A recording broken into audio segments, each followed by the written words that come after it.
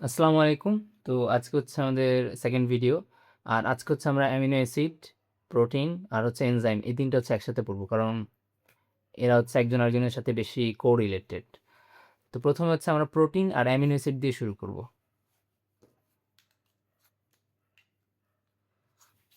ওকে।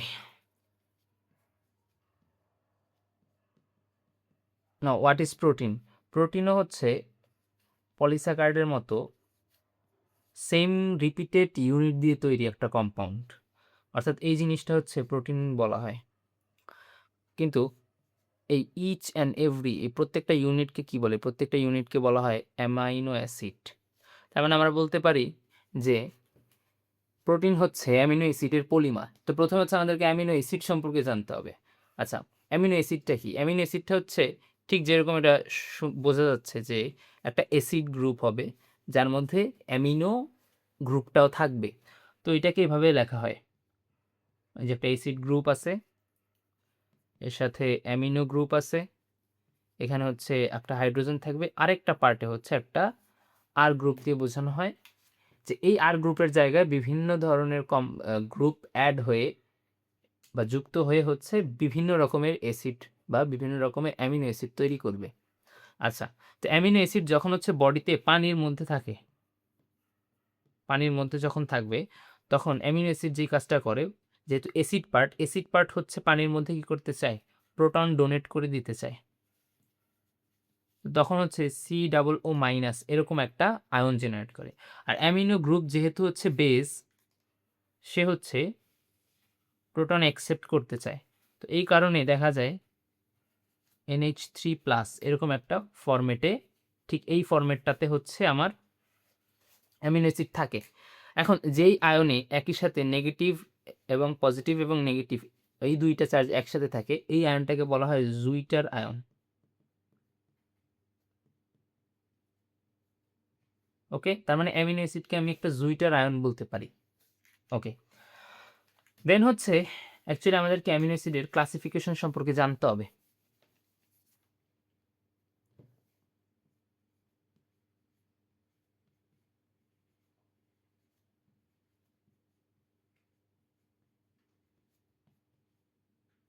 Amino অ্যাসিডের শ্রেণীবিন্যাস। তো প্রথমে আমাদেরকে যে জিনিসটা জানতে হবে, যদি আমি আবার স্ট্রাকচারটা আঁকি,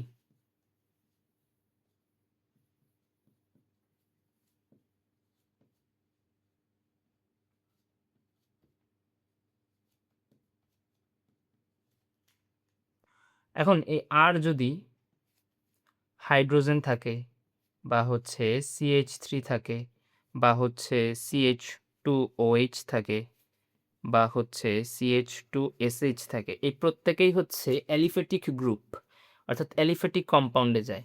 তো এই হাইড্রোজেন থাকলে, CH3 থাকলে, CH2OH থাকলে এরা আলাদা আলাদা অ্যামিনো অ্যাসিড হয় এবং এই নাম চারটা বইয়ে দেওয়া আছে, এই নাম চারটা জানতে হবে। তো প্রথম কথা হচ্ছে হাইড্রোজেন থাকলে কি হয়? হাইড্রোজেন থাকলে হচ্ছে গ্লাইসিন,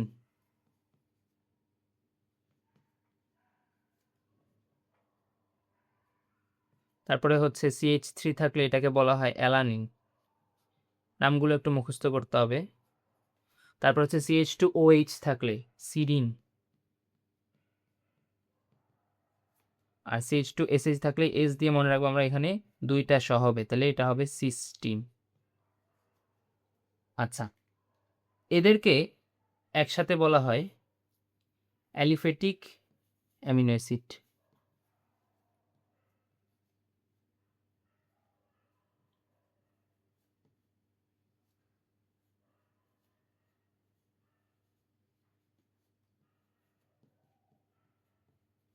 ওকে, তাহলে এইটা যদি একটা গ্রুপ হয়, অর্থাৎ অ্যালিফ্যাটিক অ্যামিনো অ্যাসিড একটা গ্রুপ হলো, তাহলে আরেকটা গ্রুপ কি পাইতে পারে? আরেকটা গ্রুপ হচ্ছে অ্যারোমেটিক অ্যামিনো অ্যাসিড।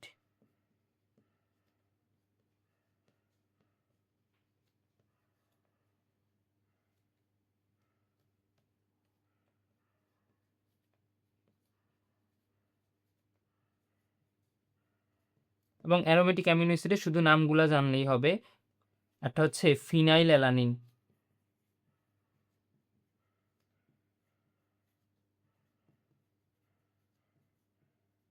আর একটা হচ্ছে টাইরোসিন।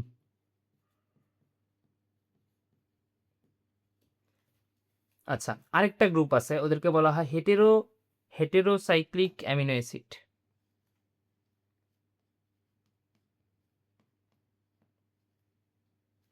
Heterocyclic amino acid.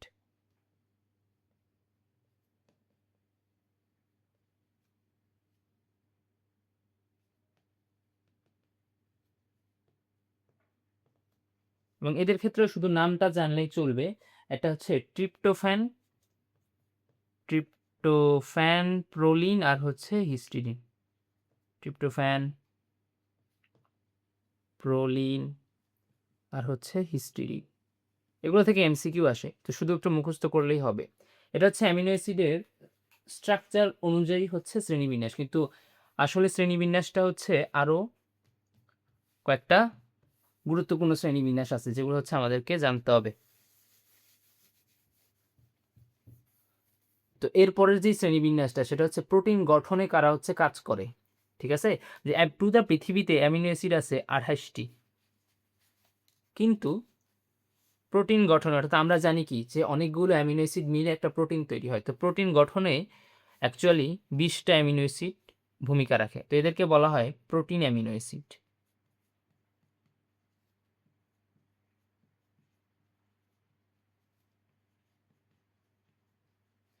আর কিছু অ্যামিনো অ্যাসিড আছে, বাকি যে 8টা অ্যামিনো অ্যাসিড, এই 8টা অ্যামিনো অ্যাসিড হচ্ছে প্রোটিন অন্য ধরনের কাজ করে, প্রোটিন গঠনে ওদের কোনো ভূমিকা নেই, তাই ওদেরকে বলা হয় নন প্রোটিন অ্যামিনো অ্যাসিড।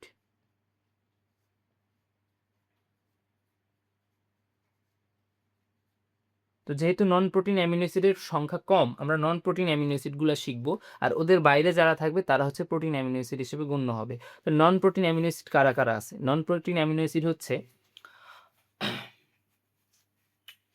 সাইট্রুলিন,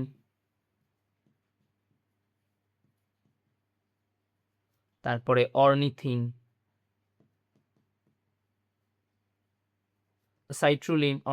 তারপরে হচ্ছে হেমোসেরিন। এখন যেহেতু আমরা জানি যে প্রোটিন অ্যামিনো অ্যাসিডের কাজ হচ্ছে প্রোটিন তৈরি করা, কিন্তু নন প্রোটিন অ্যামিনো অ্যাসিডের কাজটা কি এটাও একটু প্রত্যেকটা জানতে হবে। যেমন অর্নিথিনের কাজ হচ্ছে ইউরিয়া তৈরি,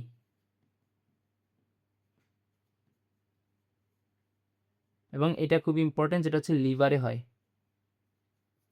হুম, ওকে। তারপরে হচ্ছে হিমোসেরিনের কাজ কি? হিমোসেরিনের কাজ হচ্ছে প্রোটিন অ্যামিনো অ্যাসিড এটা তৈরি করা।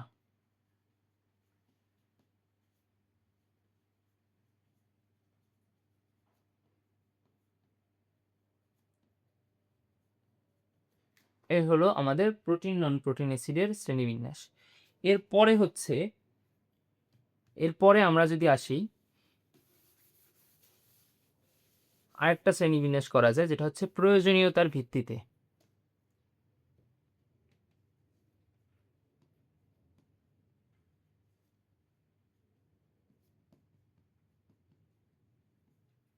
আচ্ছা, প্রয়োজনীয়তার ভিত্তিতে বলতে বোঝানো হচ্ছে যে এই অ্যামিনো অ্যাসিডগুলো আমাকে বাইরে থেকে খেতেই হবে, আমার নিজ শরীর এই অ্যামিনো অ্যাসিডটা তৈরি করতে পারে না।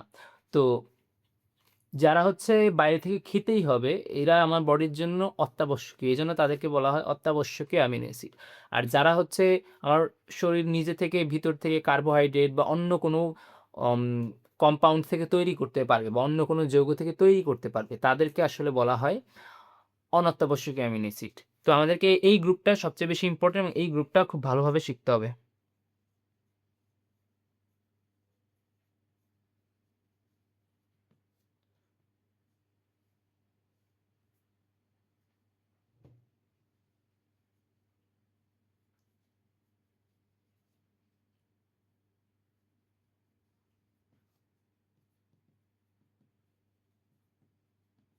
আচ্ছা, তো অত্যাবশ্যকীয় অ্যামিনো অ্যাসিড মনে রাখার জন্য আমরা হচ্ছে একটা নেমোনিক্স মনে রাখতে পারি, এটা হচ্ছে এমটি টিভি পিআই ডাবল। আচ্ছা, এম এ কি? এম এ হচ্ছে মেথিওনিন। টিতে টিতে একটা হচ্ছে মনে রাখতে হবে আর, একটা মনে রাখতে হবে এইচ আর। ওকে, একটাতে হচ্ছে আর, একটাতে হচ্ছে এইচ আর। আর এটাতে হচ্ছে ট্রিপ্টোফ্যান, আর টি আর এইচ আর এ হচ্ছে থ্রিওনিন, ভিতে হচ্ছে ভ্যালিন, পিতে ফিনাইল অ্যালানিন,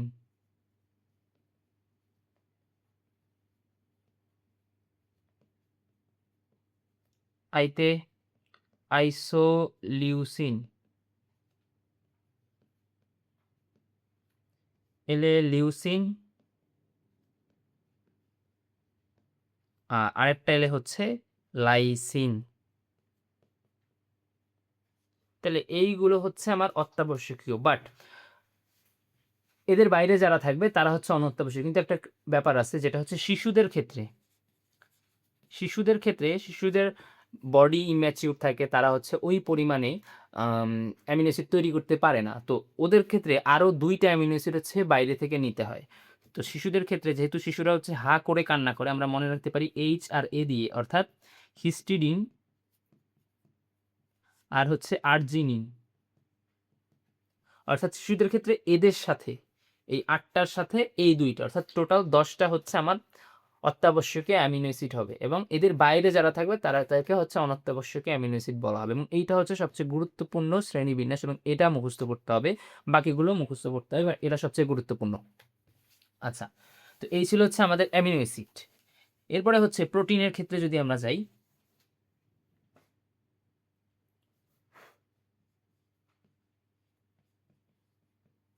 তো অবশ্যই আমরা প্রোটিন বলছি যে প্রোটিন হচ্ছে অনেকগুলো অ্যামিনো অ্যাসিডের তৈরি, যেমন এটা হচ্ছে একটা অ্যামিনো অ্যাসিড, এটা হচ্ছে একটা অ্যামিনো অ্যাসিড, এটা হচ্ছে একটা অ্যামিনো অ্যাসিড।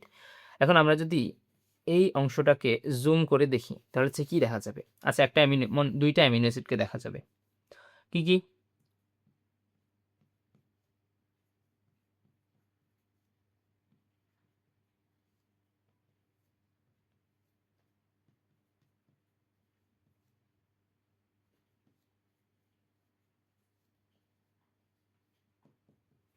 আচ্ছা, এই 2টা অ্যামিনো অ্যাসিডের এখান থেকে হচ্ছে এই OH গ্রুপ, আর এখান থেকে হচ্ছে একটা হাইড্রোজেন গ্রুপ, একটা হাইড্রোজেন হচ্ছে রিয়াক্ট করে ওয়াটার হিসেবে চলে যাবে। তখন কি হয়? তখন হচ্ছে এখান থেকে OH চলে গেল, এখান থেকে একটা হাইড্রোজেন চলে গেল, তখন এখানে এরকম একটা বন্ধন তৈরি হয়। এখানে হচ্ছে NH থাকে, এই CONH এর মাঝামাঝি বন্ধনটা তৈরি হয়। আর যদি একদম কেমিক্যালি দেখতে চাই তখন এটা দেখতে এমন হয় যে কার্বনের সাথে হচ্ছে অক্সিজেন আছে, আর এইখানে হচ্ছে হাইড্রোজেন, সরি এখানে হচ্ছে আর এইখানে হচ্ছে নাইট্রোজেন, এবং নাইট্রোজেনের সাথে হচ্ছে হাইড্রোজেন আছে, এভাবে। তো এই যে অংশটা, এই অংশটা হচ্ছে দেখতে কিরকম? অর্গানিক কেমিস্ট্রিতে এই অংশটাকে বলা হয় এই অ্যামাইড, এবং এই অ্যামাইড থেকে আসছে এই বন্ধনটাকে বলা হবে পেপটাইড বন্ধন। ওকে, তার মানে প্রোটিন হচ্ছে কেমিক্যালি হচ্ছে একটা পেপটাইড। আচ্ছা, এরপরে হচ্ছে আমাদেরকে শ্রেণীবিন্যাসে যেতে হবে। তবে হ্যাঁ, যদি 2টা অ্যামিনো অ্যাসিড একসাথে যুক্ত থাকে এদেরকে বলা হয় ডাইপেপটাইড। এখন এটা আসলে একটা মিসনোমার। ডাইপেপটাইড বলতে মনে হতে পারে আচ্ছা মনে হয় পেপটাইড বন্ড 2টা, না, অ্যাকচুয়ালি অ্যামিনো অ্যাসিড 2টা, পেপটাইড বন্ড একটা, এটাকেই ডাইপেপটাইড বলা হবে। এবং 3টা অ্যামিনো অ্যাসিড থাকলে তখন এটাকে বলা হবে ট্রাইপেপটাইড। তার মানে অ্যামিনো অ্যাসিড 3টা, পেপটাইড বন্ড কিন্তু 2টা। এটা একটা মিসনোমার আসলে, ঠিক আছে? আর পলিপেপটাইড কখন বলা হয়? পলিপেপটাইড হচ্ছে যদি 50 এর অধিক অ্যামিনো অ্যাসিড থাকে তখন ওদেরকে বলা হয় পলিপেপটাইড। যেমন ইনসুলিনে হচ্ছে 51টা অ্যামিনো অ্যাসিড আছে।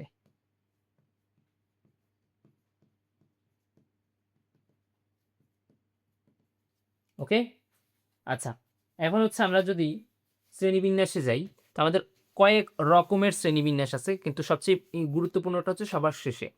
তো প্রোটিন এর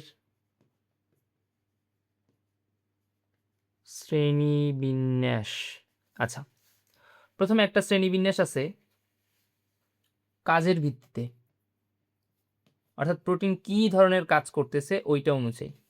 আচ্ছা, তো এই ক্ষেত্রে এটাকে দুইটা গ্রুপে ভাগ করছে, যেটা হচ্ছে একটাকে বলা হয়েছে কার্যকরী প্রোটিন,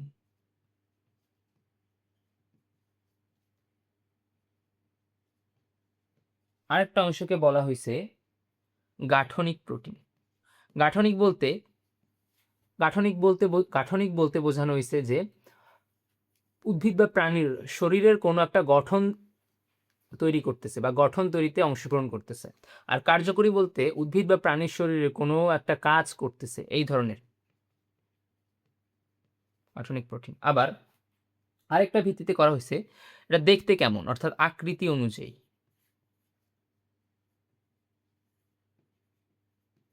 ঠিক আছে, আকৃতি অনুযায়ী আবার হচ্ছে দুই ভাগে ভাগ করা হয়। একটা হচ্ছে তন্তুময় প্রোটিন,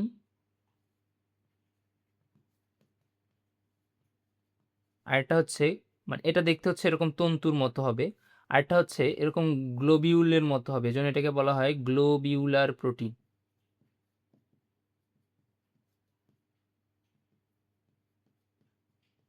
এখন যেটা গাঠনিক প্রোটিন ওইটাই হচ্ছে তন্তুময় প্রোটিন। অর্থাৎ আমরা কার্বোহাইড্রেটে দেখছিলাম যে গঠনিক বস্তুগুলো, যেই জিনিসগুলো হচ্ছে কোনো কিছু গঠন করতে হেল্প করে, ওরা দেখতে হচ্ছে ফাইবারের মতো হয়, যেমন হচ্ছে সেলুলোজ ছিল। ঠিক সেমভাবে গাঠনিক প্রোটিনের তন্তুময় প্রোটিনের উদাহরণ একই, তো এদের উদাহরণটা একসাথেই পড়া যায়। গ্লোবিউলার প্রোটিনের উদাহরণ আলাদা হয় এবং কার্যকরী প্রোটিনের উদাহরণটা আলাদা হয়। আচ্ছা, কার্যকরী প্রোটিনের উদাহরণ কি? যেমন যারা কাজ করবে, যেমন এনজাইম, হরমোন, এরা। গাঠনিকের তন্তুময় প্রোটিন যেমন হচ্ছে চুলের কেরাটিন, তরুণাস্থি বনের কোলাজেন, তারপরে অস্থির অসেইন প্রোটিন, এগুলো হচ্ছে অসেইন বা সেইন বলতে পারো, অস্থির অসেইন প্রোটিন। এগুলো এগুলো এগুলো হচ্ছে আমার গাঠনিক প্রোটিন। আর গ্লোবিউলার প্রোটিনের ক্ষেত্রে মনে রাখা যায় মায়োগ্লোবিন। ঠিক আছে, আরও একটা উদাহরণ আছে ইনসুলিন, হিমোগ্লোবিন,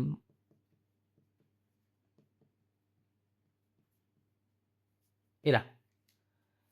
এখন আরেকটা জিনিসে ভাগ করা যায়, সেটা হচ্ছে গুণগত বৈশিষ্ট্যের ভিত্তিতে।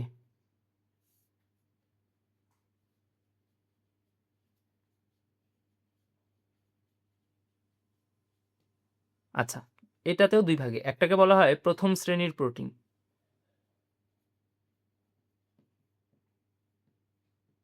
আর একটা হচ্ছে দ্বিতীয় শ্রেণীর। আচ্ছা, প্রথম শ্রেণীর প্রোটিন বলতে বোঝানো হচ্ছে যে এই প্রোটিনটাকে যদি আমি ভাঙি, আমি যেই অ্যামিনো অ্যাসিডগুলো পাবো, ওই অ্যামিনো অ্যাসিডগুলো হচ্ছে ওর মধ্যে প্রত্যেকটা অত্যাবশ্যকীয় অ্যামিনো অ্যাসিড পাওয়া যাবে। যেমন মাছ খেলে মাছ থেকে হচ্ছে আমরা প্রত্যেকটা অত্যাবশ্যকীয় অ্যামিনো অ্যাসিড যেগুলো আছে, অর্থাৎ যেই 10টা বা যেই 12টা 8টা অ্যামিনো অ্যাসিড আছে, ওইগুলো পাই। আর দ্বিতীয় শ্রেণীর প্রোটিন হচ্ছে কোনো না কোনো একটা অত্যাবশ্যকীয় অ্যামিনো অ্যাসিড ওই প্রোটিনটার মধ্যে মিসিং থাকবে বা ওই প্রোটিন থেকে পাওয়া যাবে না। তো এই কারণে প্রথম শ্রেণীর প্রোটিন হচ্ছে মাছ, মাংস, ডিম, এরা। আর দ্বিতীয় শ্রেণীর প্রোটিনের উদাহরণের ক্ষেত্রে যাওয়া যায় যেমন ডাল, এবং আরও কিছু উদাহরণ আছে, ওগুলো একটু মুখস্থ করতে হবে। এইগুলো হলো ছোট ছোট বা অতটা গুরুত্বপূর্ণ না এই ধরনের শ্রেণীবিন্যাস, কিন্তু আমাদের সবচেয়ে গুরুত্বপূর্ণ শ্রেণীবিন্যাসটা এখন পড়তে হবে। আচ্ছা, এই শ্রেণীবিন্যাসটা হচ্ছে ভৌত রাসায়নিক গুণাবলী ও দ্রবণীয়তার ভিত্তিতে।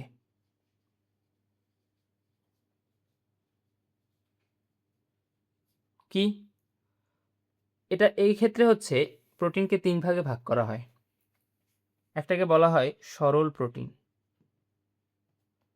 আরেকটা হচ্ছে যুগ্ম প্রোটিন,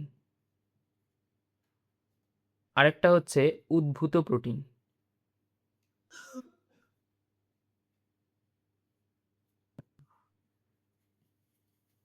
আচ্ছা, সরল প্রোটিন কি? সরল প্রোটিন হচ্ছে শুধুমাত্র অ্যামিনো অ্যাসিড দিয়ে তৈরি, অনলি অ্যামিনো অ্যাসিড দিয়ে তৈরি প্রোটিন। আচ্ছা, যুগ্ম প্রোটিন কি? যুগ্ম প্রোটিন হচ্ছে সরল প্রোটিন এর সাথে অপ্রোটিন যৌগ, অর্থাৎ যে জিনিসটা প্রোটিন না, লিপিড হইতে পারে, ফসফেট হইতে পারে, বিভিন্ন ধরনের জিনিস, শুধুমাত্র প্রোটিন হওয়া যাবে না। আর উদ্ভূত প্রোটিন হচ্ছে একটা প্রোটিন থেকে নতুন কোনো প্রোটিন তৈরি হচ্ছে, এটাকেই বলা হয় উদ্ভূত প্রোটিন। এই হচ্ছে 3টা প্রকার। তো আমাদের এদের মধ্যে হচ্ছে আলোচনা করতে হবে যে সরল প্রোটিনের আন্ডারে কারা কারা আছে, এদের আন্ডারে কারা কারা আছে। তো সরল প্রোটিনের ক্ষেত্রে এর আন্ডারে অনেকগুলো আছে, যেমন অ্যালবিউমিন, তারপরে গ্লোবিউলিন,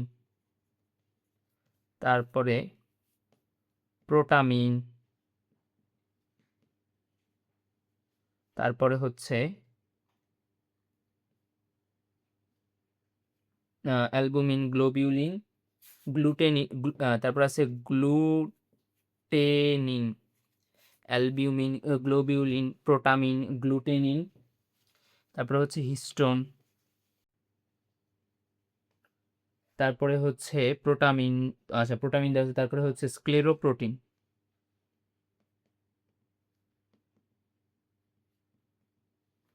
ঠিক আছে, এরপরে যুগ্ম প্রোটিনের আন্ডারে আমরা দেখব যে প্রোটিন থাকবে, প্রোটিনের সাথে হচ্ছে নন প্রোটিন পার্ট থাকে। নন প্রোটিন পার্ট বলতে ফসফেট থাকতে পারে, তখন এটাকে বলা হবে ফসফোপ্রোটিন, ফসফোপ্রোটিন।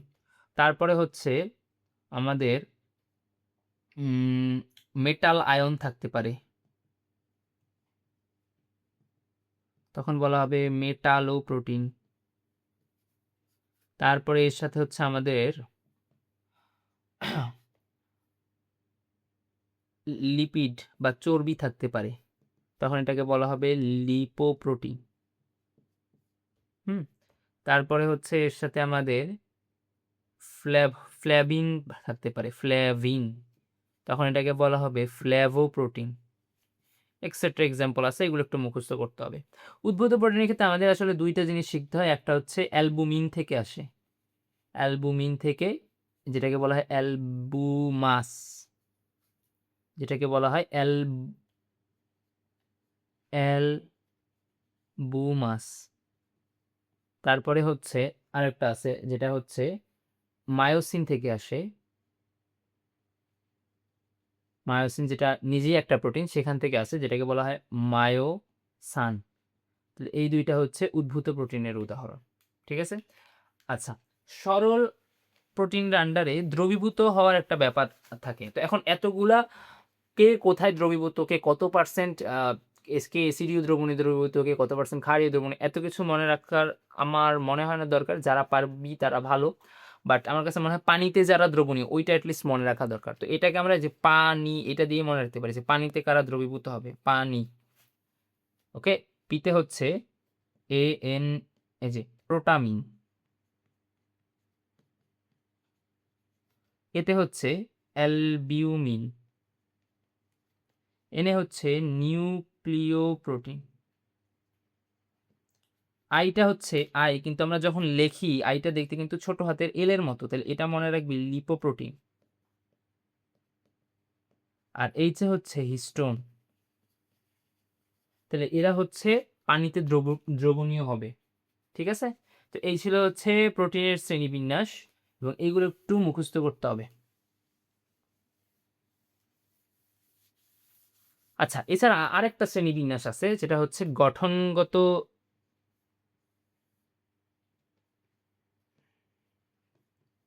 আরেকটা শ্রেণীবিন্যাস আছে যেটা হচ্ছে গঠন অনুসারে। আচ্ছা, কি প্রাইমারি বা 1 ডিগ্রি বলা হয়, সেকেন্ডারি বা 2 ডিগ্রি, টারশিয়ারি বা 3 ডিগ্রি, আর 4 ডিগ্রি বা কোয়াটারনারি বলে।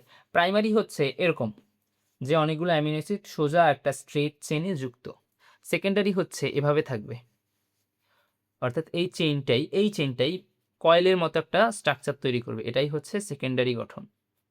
ঠিক আছে, টারশিয়ারিতে এই চেনটা এরকম এরকম এরকম এরকম এরকম এরকম ঘুরে ঘুরে ঘুরে ঘুরে আরো ফোল্ডেড হবে, আরো ভাঁজ হবে, এটাকেই টারশিয়ারি বলে। আর কোয়াটারনারি হচ্ছে এইরকম টারশিয়ারি, এই জিনিসটা পলিপেপটাইড, এরকম হচ্ছে একের বেশি যুক্ত হয়ে কোয়াটারনারি স্ট্রাকচার তৈরি করে। তাহলে এটাকে কি বলতেছি? প্রাইমারি। এটাকে বলতেছি সেকেন্ডারি। এটাকে বলতেছি টারশিয়ারি। এটাকে বলতেছি কোয়াটারনারি। ওকে, যেমন টারশিয়ারি এক্সাম্পল হচ্ছে আমাদের যত এনজাইম আছে সব এনজাইম হচ্ছে টারশিয়ারি ইসের এক্সাম্পল, টারশিয়ারি এনজাইমের এক্সাম্পল। কোয়াটারনারি এক্সাম্পল আছে হচ্ছে যেমন হিমোগ্লোবিন। হিমোগ্লোবিনটা হচ্ছে কোয়াটারনারি প্রোটিন। প্রাইমারি এগুলো শিখতে পারো, কিন্তু আপাতত কেমিস্ট্রিতে এগুলো হচ্ছে এসে নাই, বায়োলজিতে নাই। তো এই হচ্ছে প্রোটিনের শ্রেণীবিন্যাস বা প্রোটিন রিলেটেড পড়াশোনা। ওকে, আমরা এখন এনজাইমে চলে যাই। তো এনজাইম কি? একটু আগেই আমরা দেখলাম যে এনজাইম হচ্ছে 3 ডিগ্রি বা টারশিয়ারি প্রোটিন।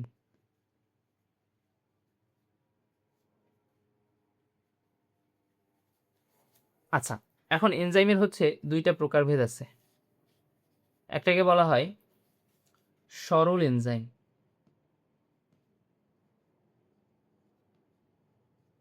আর একটাকে বলা হয় কনজুগেটেড। কনজুগেটেড এনজাইম না, কনজুগেটেড প্রোটিন, কিন্তু এটা একটা এনজাইম আসলে। কনজুগেটেড প্রোটিন হওয়া সত্ত্বেও সরল এনজাইম, আর হচ্ছে কনজুগেটেড প্রোটিন। সরল এনজাইম হচ্ছে শুধুমাত্র প্রোটিন থাকবে এখানে, আর কিছু থাকবে না। ওকে, কনজুগেটেড হচ্ছে প্রোটিন প্লাস অপ্রোটিন কোনো একটা যৌগ এখানে থাকবে, অপ্রোটিন যৌগ। এখানে যে প্রোটিন পার্টটা আছে ওর নাম হচ্ছে অ্যাপো এনজাইম, আর অপ্রোটিন যেই পার্টটা আছে ওর নাম হচ্ছে প্রস্থেটিক গ্রুপ। Prosthetic group. আচ্ছা, প্রস্থেটিক গ্রুপ বলতে মেইনলি বোঝায় যেমন কারো হাত নাই, তো তখন তাদের ক্ষেত্রে যেই আর্টিফিশিয়াল আর্ম বা আর্টিফিশিয়াল লেগগুলো ইউজ করা হয় ওই জিনিসগুলোকে বলে প্রস্থেটিক আর্ম বা প্রস্থেটিক লেগ। তার মানে হচ্ছে নিজের শরীরের সাথে কোনো একটা এক্সট্রা অংশ যুক্ত আছে, ওই জিনিসটাকে বলা হয় প্রস্থেটিক গ্রুপ। ওকে, এখন প্রস্থেটিক গ্রুপ হচ্ছে দুই রকম হইতে পারে। একটা হচ্ছে এটা অর্গানিক কম্পাউন্ড হইতে পারে, অর্থাৎ জৈব যৌগ, জৈব রাসায়নিক বা জৈব যৌগ। আর মেটাল আয়ন বা ধাতু হইতে পারে। যদি অর্গানিক কম্পাউন্ড হয় যেমন এফএডি, এনএডি, এনএডিপি, অনেকগুলো উদাহরণ আছে, এদেরকে বলা হয় কোএনজাইম। কোয়ে আছে, এক্সাম্পল অনেক আছে। আর মেটাল আয়ন যদি হয় যেমন আয়রন, জিঙ্ক, এদেরকে বলা হয় কোফ্যাক্টর, বা আগে বলা হইতো অ্যাক্টিভেটর। এ হচ্ছে মোটামুটি এনজাইমের স্ট্রাকচার। এরপরে আমাদের এনজাইম কিভাবে কাজ করে ওই জিনিসটা সম্পর্কে একটু জানতে হয়, অর্থাৎ এনজাইমের কাজের কৌশল। তো অ্যাকচুয়ালি দুইটা কৌশল আছে।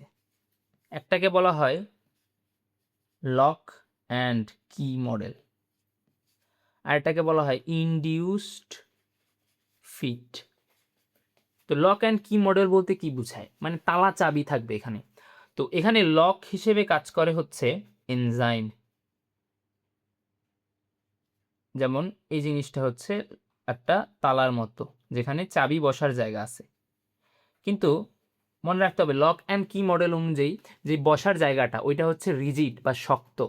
তো এখানে এই জিনিসগুলোর চেঞ্জ হবে না, শেপ বা আকৃতির কোনো চেঞ্জ হবে না। তার মানে এখানে এসে তারাই বুঝতে পারবে যাদের এখানে বসার কথা ছিল। তো এরা হচ্ছে এখানে এসে বসবে। এই সাইটটাকে বলা হয় অ্যাক্টিভ সাইট।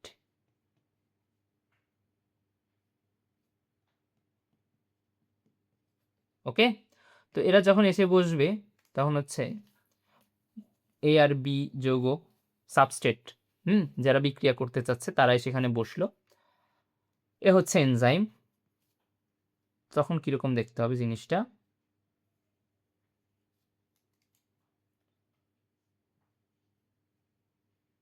এবং এ থাকবে এবং বি এরা একসাথে যুক্ত হয়ে রিয়াকশন করবে এবং যখন আলাদা হবে তখন এনজাইম হচ্ছে যেমন ছিল অমনই থাকবে। এ হচ্ছে সিতে কনভার্ট হয়ে গেল, মানে পরিবর্তন হয়ে গেল, আর বি হচ্ছে ডিতে কনভার্ট হয়ে গেল। তাহলে আমরা দেখলাম কি যে এটা হচ্ছে সি, এটা হচ্ছে ডি। তাহলে এই যে চেঞ্জ হয়ে গেল, বিক্রিয়ক যারা ছিল আর উৎপাদ তারা হচ্ছে পরিবর্তন হয়ে গেল বা বিক্রিয়া সম্পন্ন হলো। তো এই ক্ষেত্রে এটা হচ্ছে যে এভাবে লেখা যেতে পারে যে এ প্লাস বি এখানে হচ্ছে এনজাইম হচ্ছে সি প্লাস ডিতে কনভার্ট করে ফেলছে। এটা হচ্ছে লক অ্যান্ড কি মডেল। কিন্তু লক অ্যান্ড কি মডেলে কিছু ইরর দেখা যায়, অর্থাৎ এটা সবগুলো এনজাইমের কার্যাবলীকে এক্সপ্লেন করতে পারে না। তখন আমরা ইনডিউসড ফিট মডেলে গেলাম। ইনডিউসড ফিট মডেল অনুযায়ী এনজাইমের এই অ্যাক্টিভ সাইটটা আসলে রিজিড না বা শক্ত না। ইনডিউস মানে কি, অর্থাৎ ইনডিউসড করা বা প্রভাবিত করা, এরপরে ফিট হওয়া। তো এটা আসলে সফট। ইনডিউসড ফিট মডেল অনুযায়ী এনজাইমের অ্যাক্টিভ সাইটটা হচ্ছে সফট, অর্থাৎ কোনো একটা সাবস্ট্রেট এসে এই ইনফিট সাইটটাকে হচ্ছে চেঞ্জ করতে পারে, অর্থাৎ প্রেশার দিয়ে চেঞ্জ করে ফেলতে পারে। তো এই জিনিসটাকে বলা হয় হচ্ছে সাইট আর অ্যাক্টিভ সাইট। কিন্তু ইনডিউসড ফিট মডেল একটা স্পেশাল যে ফিচার আছে সেটা হচ্ছে এই মডেল অনুযায়ী অ্যাক্টিভ সাইটের পাশাপাশি, অ্যাক্টিভ সাইট তো হচ্ছে যেখানে এসে হচ্ছে আমার সাবস্ট্রেট যুক্ত হবে, কিন্তু ইনডিউসড ফিট অনুযায়ী এর পাশাপাশি আরেকটা সাইট আছে যেটাকে বলা হয় অ্যালোস্টেরিক সাইট। এখন অ্যালোস্টেরিক সাইট দিয়ে হচ্ছে যে কাজটা করা যায়, অ্যালোস্টেরিক সাইডের মাধ্যমে অ্যাক্টিভ সাইটের রিজিডিটি বা অ্যাক্টিভ সাইট কি বেশি অ্যাক্টিভ হবে নাকি অ্যাক্টিভ সাইট হচ্ছে কম অ্যাক্টিভ হবে, এইটা কন্ট্রোল করা যায়। এবং এই জিনিসটাকে যদি একটা কম্পাউন্ড কন্ট্রোল করে, যে হচ্ছে অ্যালোস্টেরিক সাইটকে স্টিমুলেট করবে, অ্যালোস্টেরিক সাইটে যুক্ত হওয়ার মাধ্যমে অ্যাক্টিভ সাইটে বেশি বেশি সাবস্ট্রেটকে যুক্ত করতে পারবে, তাকে বলা হবে অ্যাক্টিভেটর, বা সরি, তাকে তাকে বলা হবে ইফেক্টর।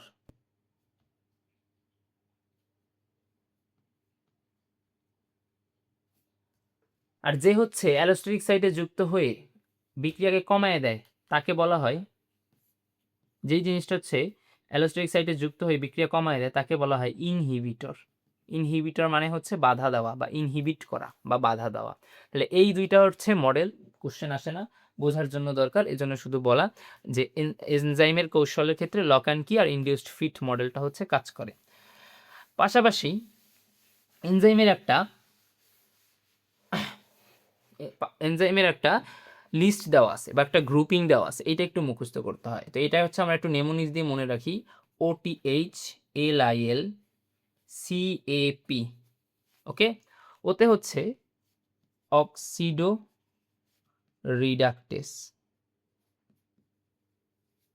অর্থাৎ অক্সিডেশন রিডাকশন মানে কি, জারণ বিজারণ। তাহলে অক্সিডো রিডাকটেসে হচ্ছে অক্সিডেশন হবে আর ও হচ্ছে রিডাকশন করবে বা জারণ বিজারণ করবে।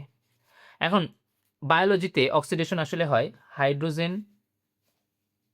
মুক্ত করা, আর রিডাকশন হয় হাইড্রোজেন যুক্ত করা। তার মানে হাইড্রোজেন নিয়ে হচ্ছে নাড়াচাড়া হচ্ছে। তাহলে এদের এনজাইমের একটা উদাহরণ হবে ডিহাইড্রোজিনেজ এনজাইম।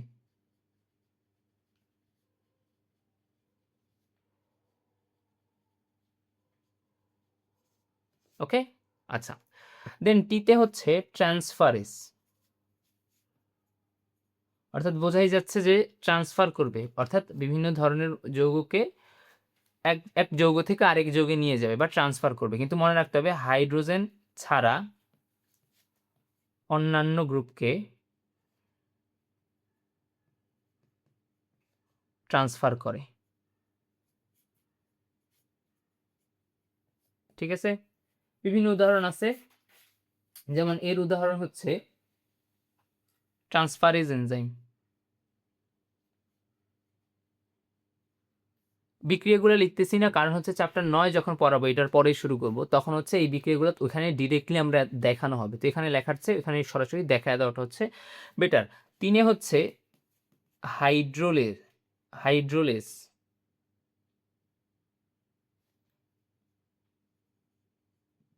ওকে, তো লেজ মানে হচ্ছে ভাঙা, আর যেহেতু হাইড্রো কথাটা ইউজ হচ্ছে তার মানে হচ্ছে পানির সাহায্যে, পানি বা H2O এর সাহায্যে ভাঙা।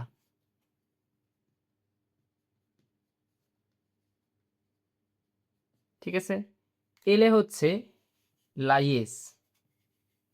এখন লাইয়েজ মানেও ভাঙাই, কিন্তু পার্থক্য হচ্ছে পানি ছাড়া বন্ধনকে ভাঙবে। এইটাই হচ্ছে হাইড্রোলেজ আর লাইজের মধ্যে পার্থক্য।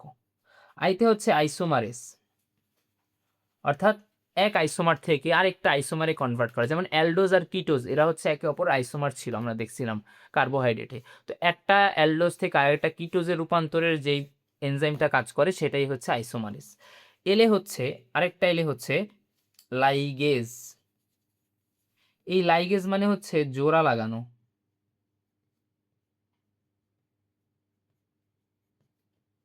যেমন ডিএনএ লাইগেজ এনজাইম আছে। ওকে, তারপরে সিতে হচ্ছে কার্বক্সিলেস, অর্থাৎ কার্বন ডাই অক্সাইড যুক্ত করা বা মুক্ত করা। তারপরে হচ্ছে এতে এপিমারেস। এপিমারেস হচ্ছে আইসোমারের মতো আরেকটা টাইপের সাবটাইপ, যেটা হচ্ছে এপিমার বলা হয়। অর্থাৎ এক ধরনের এপিমার থেকে আরেক ধরনের এপিমারে রূপান্তর করা। তারপরে পিতে হচ্ছে ফসফোরাইলেস, মানে ফসফেট গ্রুপ যুক্ত বা মুক্ত করা। এর উদাহরণ ফসফোরাইলেস। এই প্রত্যেকটা উদাহরণ আমরা হচ্ছে চ্যাপ্টার 9 দেখব, এই জন্য এখানে আর দেখার দরকার নেই, শুধুমাত্র নাম আর ওই নাম অনুযায়ী কী কাজ ওইটা মুখস্থ করতে পারলেই হবে। এরপরে এনজাইমের ব্যবহার রিলেটেড খুবই গুরুত্বপূর্ণ একটা অংশ আছে, এই এনজাইমের ব্যবহার রিলেটেড অংশটা একটু মুখস্থ করতে হবে। সেটা হচ্ছে তোদের উপর দায়িত্ব দিয়ে দিলাম, কারণ এটা হচ্ছে মুখস্থ করা, বোঝানোর কিছু নাই। আচ্ছা, এরপরে হচ্ছে এনজাইমের প্রভাবক, অর্থাৎ এনজাইমের উপর কারা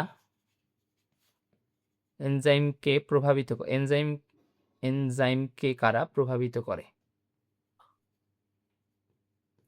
তো এটা আসলে এই রিয়াকশনটা দিয়ে মনে রাখা যায়, A প্লাস বি এটা হচ্ছে C প্লাস ডিতে রূপান্তর হচ্ছে। A প্লাস বিকে বলা হয় হচ্ছে সাবস্ট্রেট। তাহলে সাবস্ট্রেটের ঘনত্ব, অর্থাৎ সাবস্ট্রেটের ঘনত্ব যত বেশি হবে তত বেশি বেশি হচ্ছে রিয়াকশন হবে, তার মানে এনজাইমের কাজ বাড়বে।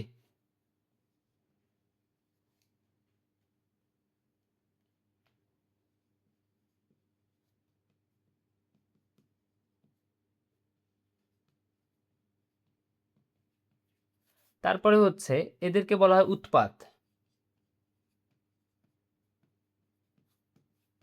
এখন উৎপাদের ঘনত্ব যত বেশি হবে তত হচ্ছে এই রিয়াকশনটাকে বাধা দিবে, অর্থাৎ ওরা চাবে যাতে উল্টা রিয়াকশন হোক, তার মানে হচ্ছে এনজাইমের কাজ কমবে উৎপাদের ঘনত্ব বাড়লে। এর পাশাপাশি হচ্ছে পিএইচ আছে, একটা মিনিমাম পিএইচ যেটা হচ্ছে 6 to 9। তারপরে এটা হচ্ছে অপটিমাম পিএইচ, অর্থাৎ এই রেঞ্জে সবচেয়ে ভালো কাজ করে এনজাইম, কিন্তু কিছু এক্সেপশন আছে, যেমন পেপসিন ও হচ্ছে pH 2-তে সবচেয়ে ভালো কাজ করে। তো এই এক্সেপশনগুলো মুখস্থ করবি, বইয়ে আছে। যারা হচ্ছে বেশিরভাগ এনজাইম এই রেঞ্জে সবচেয়ে ভালো কাজ করে, কিন্তু যারা হচ্ছে এই রেঞ্জের বাইরে তাদের নামটা একটু মুখস্থ করতে হবে। তারপরে হচ্ছে টেম্পারেচার আছে, টেম্পারেচার হচ্ছে 37 ডিগ্রি সেলসিয়াস, অথবা রেঞ্জ বললে সম্ভবত 35 থেকে 39 ডিগ্রি সেলসিয়াসে হচ্ছে সবচেয়ে ভালো কাজ করে। ঠিক আছে, এর পাশাপাশি হচ্ছে কিছু ধাতু আছে যারা হচ্ছে বিক্রিয়া বাড়ায়, যেমন ম্যাগনেসিয়াম, ম্যাঙ্গানিজ এক্সেট্রা। এই ধাতুগুলো মুখস্থ করতে হবে। তারপরে হচ্ছে পানি, পানি হচ্ছে এনজাইমের কাজ বাড়ায়।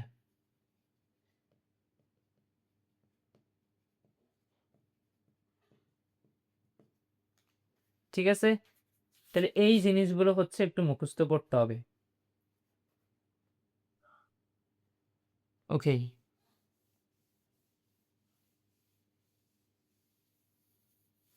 এই ছিল হচ্ছে অ্যামিনো অ্যাসিড, প্রোটিন, এনজাইম।